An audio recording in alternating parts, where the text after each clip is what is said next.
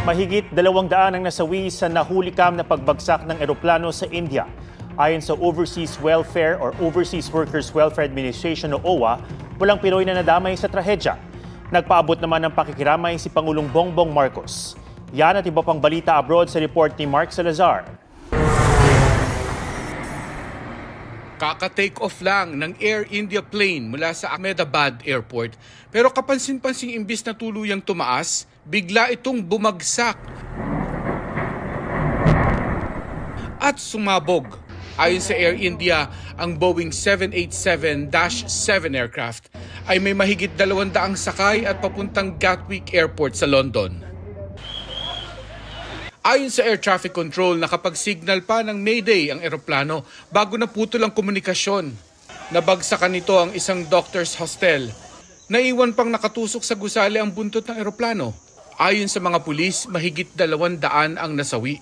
Nakikipagtulungan na raw ang Air India sa mga otoridad para sa investigasyon. Ang Ahmedabad Airport, sinuspindi muna ang lahat ng flight operation.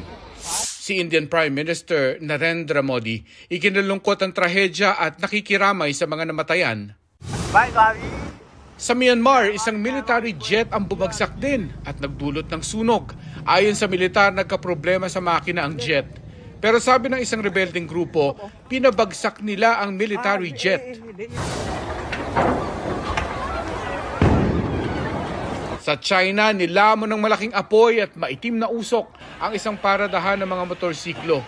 Iniimbestigahan pa kung bakit ito nasunog.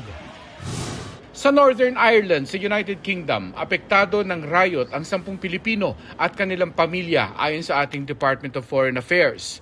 They start banging the window of our neighbors, so I panicked because I have a daughter inside that house, so I call urgently the police.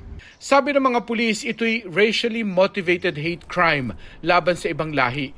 Nag-ugat ito ng arestuhin ng 2 binatilyong inakusahan ng sexual assault.